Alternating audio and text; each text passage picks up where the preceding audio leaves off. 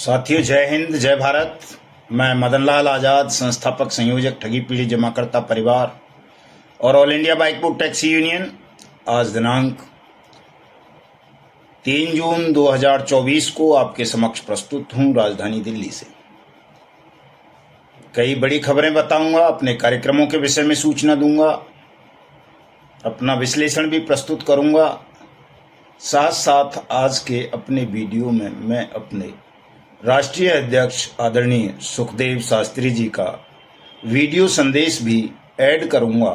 इसलिए तमाम साथी इस पूरे वीडियो को ध्यान से सुन लेंगे, और इसलिए भी सुन लेंगे क्योंकि बहुत सारे लोग ये जानना चाहते हैं कि भुगतान की गारंटी के अधिकार कानून अनियमित जमा योजनाएं पाबंदी अधिनियम 2019 में कौन सी धारा में ये लिखा है कि 180 दिन में सरकार आपका पैसा वापस करेगी, 2 से 3 गुना वापस करेगी और ठगों पर जुर्माना आरोपित करके आपको देगी। और भी कई सारी चीज़ें हैं जो लोग जानना चाहते हैं।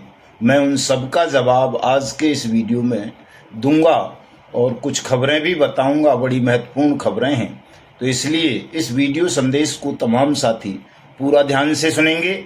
जिन साथियों ने अभी तक हमारे YouTube चैनल को सब्सक्राइब नहीं किया है वो इसे सब्सक्राइब जरूर कर लेंगे, ताकि आपको घर बैठे अपडेट मिलती रहे और ये जानकारी मिलती रहे कि आपका पैसा कब और कैसे आपको वापस मिलेगा, जो किसी भी कंपनी या क्रेडिट कोऑपरेटिव सोसाइटी, निधि फर्म वगैरह में फंसा हुआ है या डूबा हुआ है।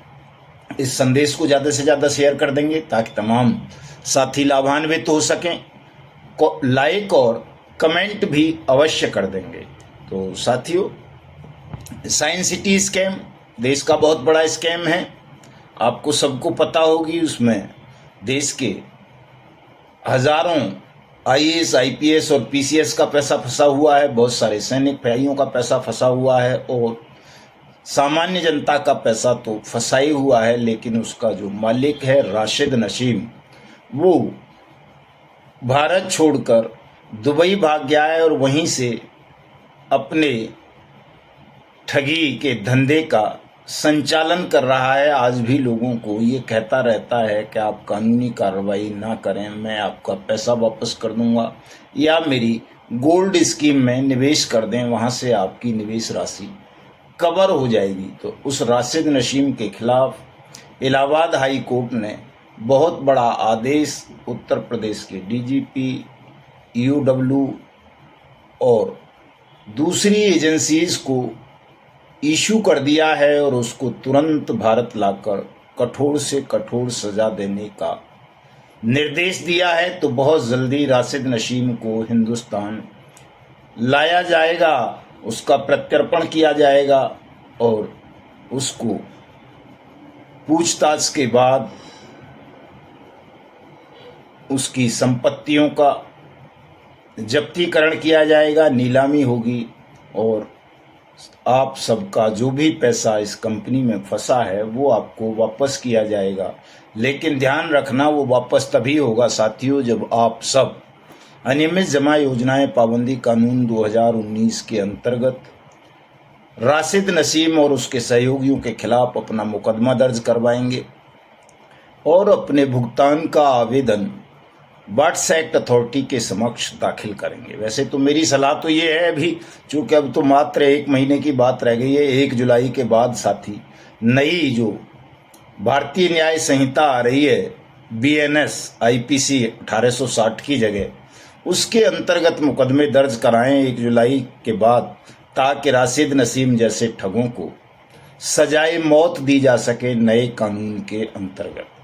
तो मैं केवल राशिद नसीम का उदाहरण दे रहा हूं आपको, बाकी साथी भी, चाहे वो सहारा वाले हों, पीएसीएल पल्स वाले हों, टोगो रिटेल मार्केटिंग वाले हों, जीसीए वाले हों, Bike Bot, Hello Taxi, Top Ride, RMCL, Blue Fox Motion, Adarsh multi state credit cooperative society, Janshakti multi state credit cooperative society, Trinity multi state cooperative society, और क्या बोलते हैं आपका नवजीवन, संजीवनी, आपेश्वर, खेतेश्वर, समृद्धा जीवन, साईं प्रसाद, साईं प्रकाश, नेक्सा एवरग्रीन, स्ट्रीट हॉक्स, रोज वैली, पिनकॉन इत्यादि इत्यादि जो भी कंपनी है, KBCL, कल्पतरु, कर्म भूमि वगैरह, उन सब के संचालकों के खिलाफ, डायरेक्टर्स के खिलाफ, CMDs के खिलाफ आप सब 1 जुलाई के बाद मुकदमा दर्ज करवाने का विशेष अभियान चलाएं और नई भारतीय न्याय संहिता के अंतर्गत करवाएं ताकि इन ठगों को सजाए मौत दिलाई जा सके साथियों। और उसमें बट्स एक्ट की धाराएं लगवाएं ताकि आपका पैसा 2 से 3 गुना आपको 180 दिन में वापस मिल सके। तो ये एक बड़ी खबर थी। दूसरी खबर साथियों एक और है, बड़ी मतलब दुख भरी खबर है। लखीमपुर खीरी से है, यूपी से। एक निवेशक ने जहर खाकर अपनी जान दे दी है, चूंकि उससे 20 लाख रुपए की ठगी हुई थी। अर्शदीप नाम का ये युवक था जिससे 20 लाख रुपए ठग लिए एक पोंजी स्कीम चलाने वाली कंपनी ने, और उसने व्यथित होकर पैसा डूब जाने के कारण अपनी जीवन लीला समाप्त कर ली जहर खाके। तो साथियों मैं तमाम अपने निवेशक साथियों से, एजेंट साथियों से ये अनुरोध करूंगा कि कोई भी अपनी जीवन लीला समाप्त ना करें, चूंकि वो समय बिल्कुल नज़दीक है जब आप सबका भुगतान the banning of unregulated deposit schemes act 2019 के अंतर्गत होगा। ये कानून है, ये कोई हवा में बात नहीं है। इसे पार्लियामेंट ने बनाया है, सरकार ने लागू किया है। इसमें सब कुछ लिखा हुआ है आपके पुनर्भुगतान के लिए। मैं पढ़ के बता देता हूँ आपको मेरी बात पर यकीन ना हो तो आप स्वयं ये किताब खरीद कर पढ़ लें इसकी धाराओं को। आपको अगर ये बाजार में ना मिले तो आप मुझसे व्हाट्सएप पर मैसेज डाल देना, ये किताब मैं आपको भेज दूंगा, लेकिन फ्री नहीं मिलेगी चूंकि महंगी किताब है। हिंदी अंग्रेजी दोनों भाषाओं में है और इसमें कई सारे एक्ट और भी हैं जो आपसे ही रिलेटेड हैं, तो आपको पेमेंट करनी पड़ेगी। भेज हम देंगे साथियों इस किताब को।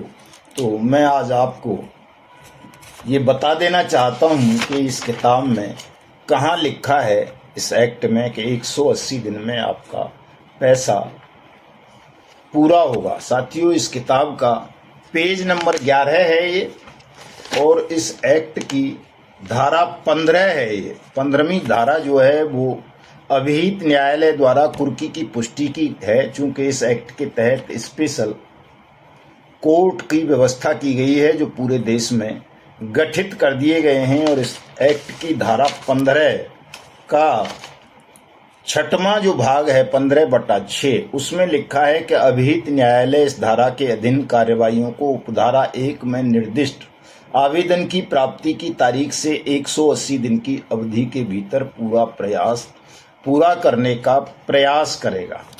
इसी में और तमाम चीजें भी बताई गई हैं कि 30 दिन में क्या होगा, 60 दिन में क्या होगा। टाइम बाउंड एक्ट है ये साथियों, ठीक है ना। और इसी के अंतर्गत दोस्तों जुर्माने की व्यवस्था की गई है। अध्याय 6 की धारा है 21, और उसकी जो धारा 21 है वो कह रही है कि जो व्यक्ति धारा 3 के अंतर्गत यानी किसी गैरकानूनी जमा योजना को चलाता है, किसी व्यक्ति से पैसा लेता है, तो ऐसे व्यक्ति को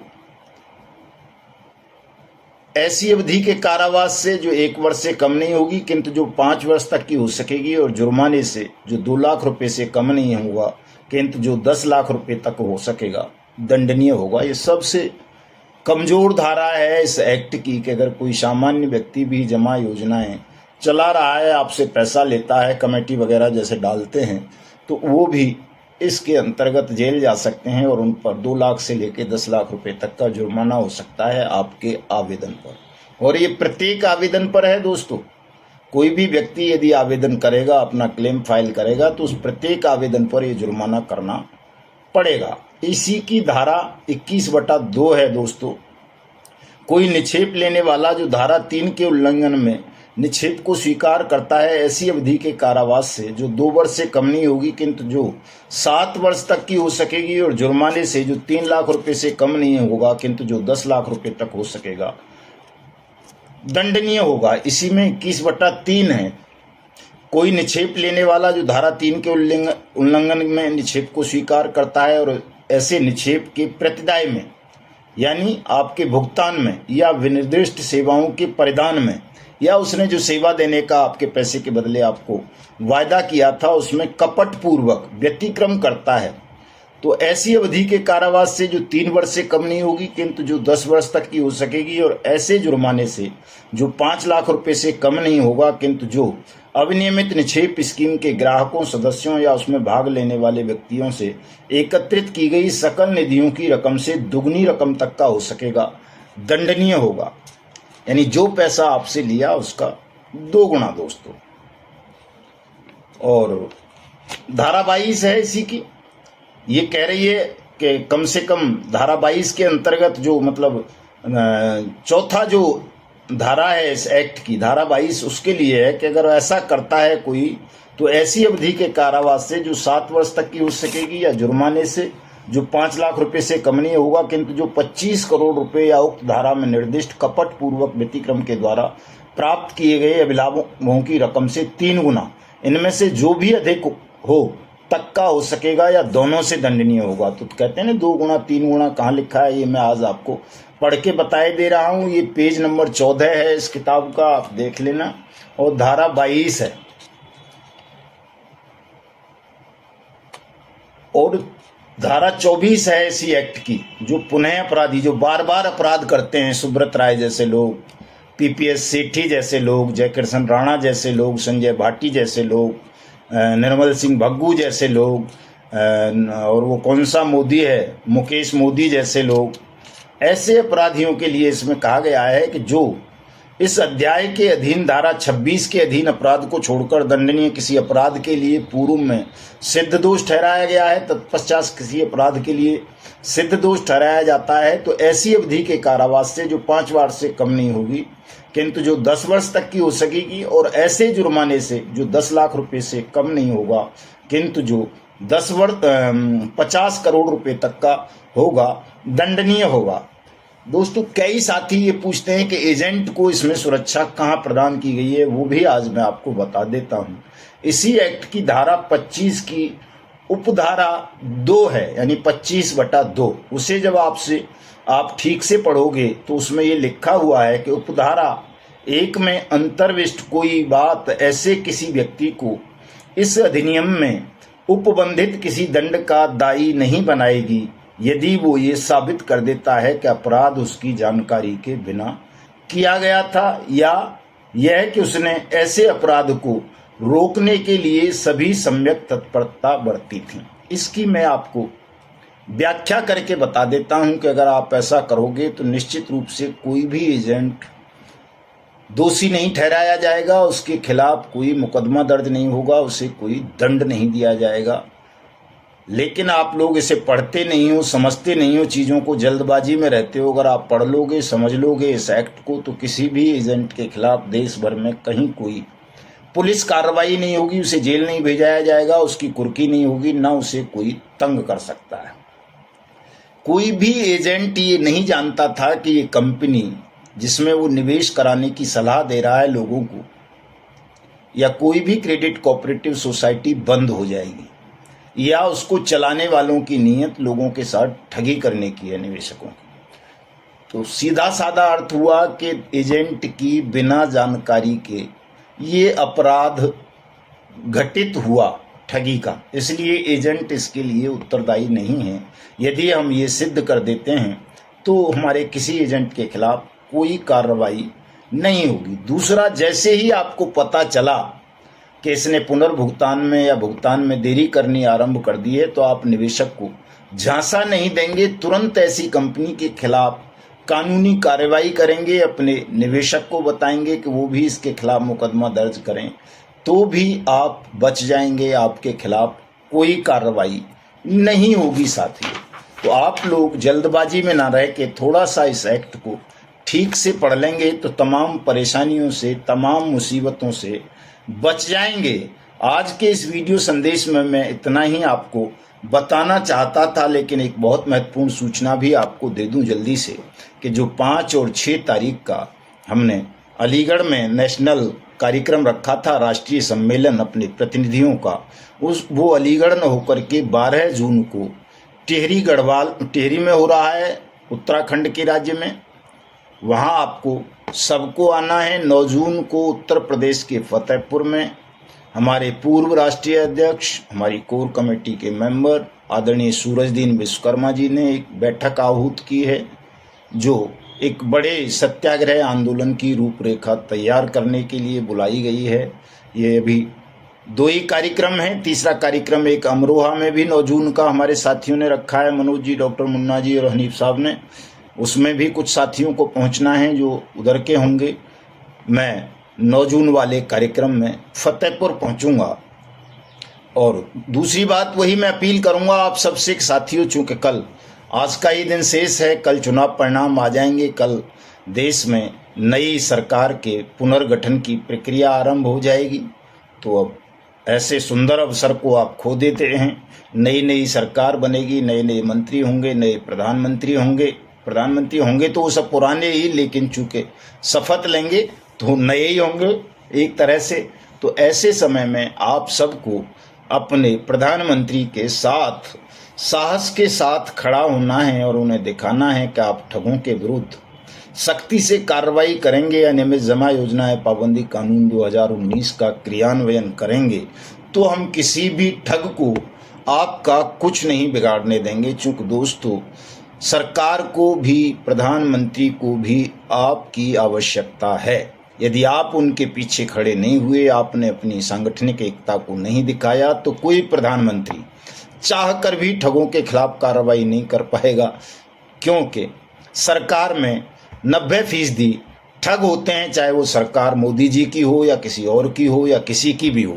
तो जो सरकार में बैठे हुए 90% ठग होते हैं, वो प्रधानमंत्री को भी अपने कब्जे में रखते हैं। और प्रधानमंत्री भी अगर उसके पीछे जनता ना खड़ी हो तो ठगों के और अपराधियों के खिलाफ कार्रवाई नहीं कर सकता। इसलिए आपको सबको मजबूती के साथ प्रधानमंत्री के साथ खड़े होना है और ठगी पीड़ित जमाकर्ता परिवार की सदस्यता को इतना विशाल कर देना है कि प्रधानमंत्री को लगे कि अब उनका कोई कुछ नहीं बिगाड़ सकता। उनके पीछे देश की 42 करोड़ ठगी पीड़ित जमाकर्ताओं की भीड़ खड़ी हुई है।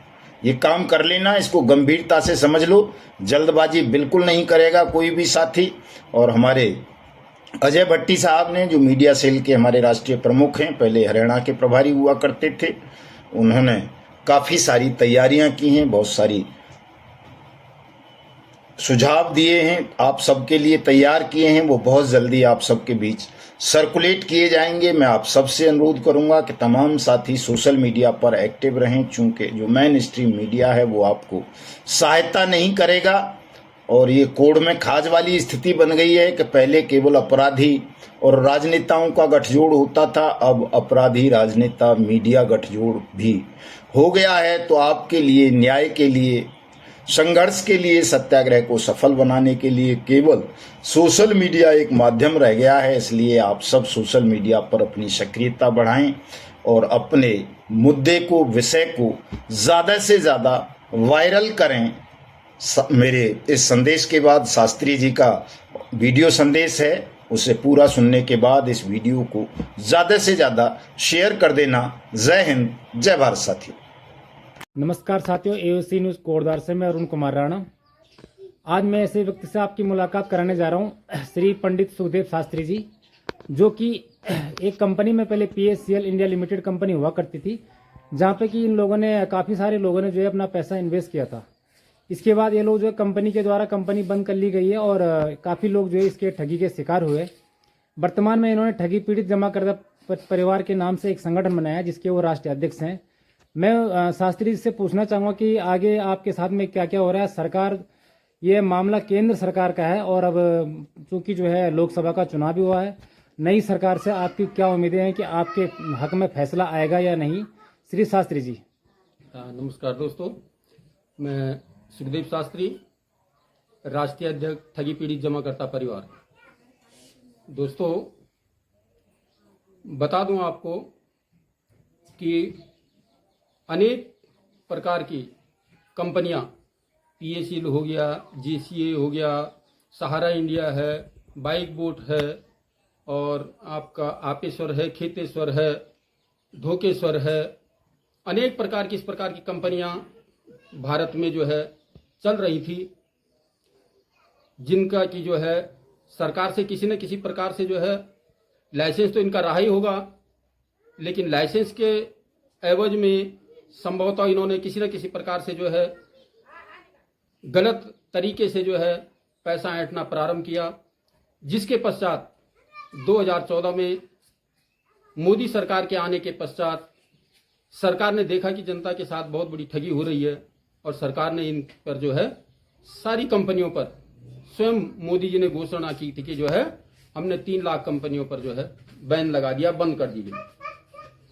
2014 के बाद इसी प्रकार से सभी निवेशकों का पैसा जो है फंस गया, सरकार के द्वारा इन पर बैन लग गया। इनकी सारी संपत्तियां जो भी थी वो सरकार के पास हैं। और इसके पश्चात पार्लियामेंट में एक चिंतन हुआ सरकार के माध्यम से, और 2019 में एक अधिनियम, एक कानून इन्होंने इस प्रकार से बनाया जिसको कहते हैं अनियमित जमा योजनाएं पाबंदी कानून 2019। ये पार्लियामेंट में विधेयक पास हुआ। इसके पश्चात राष्ट्रपति की इस पर मुहर लगी, और 2019 में ये जो है ये कानून जो है विधिवत जो है बन गया। लेकिन इसके पश्चात भी 2019 से और ये 2024 निकल गया है, 5 साल पूरे हो चुके हैं, लेकिन 5 साल के अंदर भी जो है अभी तक ये इस कानून का जो है क्रियान्वयन नहीं हुआ है, जिसको सरल भाषा में जो है वर्षा एक्ट 2019 भी कह दिया करते हैं। और इसी के आधार पर अनेक कंपनियों के साथ जब ठगी हुई और वो दर बदर भटकने लगे, कभी कहीं कभी कहीं कभी कहीं जो है भटकने लगे, लेकिन उनको जो है उनका पैसा नहीं मिला। तो इसके पश्चात हम लोगों ने जो है एक संगठन नियुक्त किया, जिसके संयोजक संस्थापक आदरणीय मदन लाल आजाद जी हैं, जिनका निरंतर जो है प्रयास रहता है कि हर प्रकार से जो है इन ठगी पीड़ितों का जो है भुगतान कराया जाए। और इसी मांग को लेकर के हम सब लोग जो है एकत्रित हुए हैं, और हमारी यही मांग है कि अनियमित जमा योजनाएं पाबंदी कानून के अंतर्गत जो है सरकार जो है इसको निवेशकों का, सभी जमाकर्ताओं का भुगतान सुनिश्चित करे। क्योंकि ये कानून इस प्रकार का बना हुआ है, कानून टाइम बाउंड है कि 6 महीने के अंदर अंदर सरकार जो है इन कंपनियों का पैसा जमा करके और जमाकर्ताओं को जो है 2 से और 3 गुना, ये व्यवस्था है इस कानून के अंदर कि 2 से 3 गुना जो है निवेशक का पैसा लौटाया जाए और 180 कार्य दिवस पर लौटाया जाए। तो इसी मांग को लेकर के हम सरकार के साथ जो है खड़े हैं। पिछली बार से भी हम जो है सरकार के समर्थन में खड़े हुए कि सरकार ने ही ये कानून बनाया, मोदी सरकार ने इसका कानून को बनाया है, और इस कानून के अंतर्गत निवेशकों के हित की बात रखी है। अभी जो है पिछले दिनों में मोदी जी ने ये घोषणा भी की है कि जिसने खाया है उससे निकालूंगा, और जिसका खाया है उसको जो है वापस दिलाऊंगा। तो इस प्रकार से हम सरकार के साथ खड़े थे और आगे भी खड़े रहेंगे। अब कल को जो है सरकार का नया जो है गठन प्रारंभ होने जा रहा है, और हमारी फिर यही मांग होगी। इसके अंतर्गत ही 12 जून को हमारा एक जो है राष्ट्रीय स्तर का सम्मेलन जो है टिहरी गढ़वाल में जो है निश्चित किया गया है। 12 जून को जो है हम सब लोग वहां पर एकत्रित होंगे। इसके साथ ही इससे पूर्व ही हमारी एक घोषणा है कि जैसे ही कल को नई सरकार बनती है, 543 सांसद जो है संसद भवन में पहुंचेंगे, तो हमारा संपूर्ण सभी 543 सांसदों को एक मांग पत्र जाएगा कि आप जल्द से जल्द इस कानून को जो है क्रियान्वयन कर हम सभी का भुगतान सुनिश्चित करें, ताकि जनता का सरकार के ऊपर विश्वास बना रहे, और सरकार के साथ मिल करके जो हमारी आगे की कार्य योजना है कि ठगमुन बेईमान रहित भारत निर्माण का, राष्ट्र का निर्माण करना, तो हम इस देश को ठगों से मुक्त कराना चाहते हैं। और यही हमारी मांग है। किसी प्रकार का भी कोई कहीं पर भी कोई ठगी होगी तो ये संगठन हर समय उस ठगी व्यक्ति के साथ खड़ा रहेगा, और किसी प्रकार से भी भारत में जो है अब आगे को जो है किसी प्रकार की ठगी नहीं होने दी जाएगी। तो यही हमारी मांग है। और इसके आगे भी जो है जैसे ही कल को सरकार बनती है इसके पश्चात देखते हैं सरकार किस प्रकार का निर्णय लेती है। जल्दी से जल्दी अगर निर्णय लेती है तो ठीक है, नहीं तो हमारे पास फिर एक आंदोलन का मार्ग भी है जिसके आधार पर हम चल रहे हैं।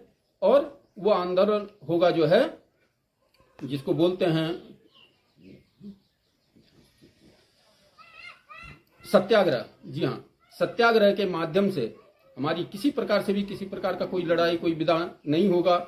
हम केवल सत्याग्रह के माध्यम से सरकार से अपनी मांग रखेंगे और जल्द से जल्द जो है हम चाहेंगे कि सरकार जल्द से जल्द इस पर अमल करे, ताकि सभी का जो है भुगतान हो। सभी ठगी पीड़ित, किसी ने अपनी बेटी की शादी के लिए, किसी ने अपने बीमारी के लिए, किसी ने अपने बच्चों की शिक्षा के लिए अनेक प्रकार से दो पैसा इकट्ठा करके इस कंपनियों में जमा किया था, जो कि आज दर बदर की ठोकरें खा रहे हैं।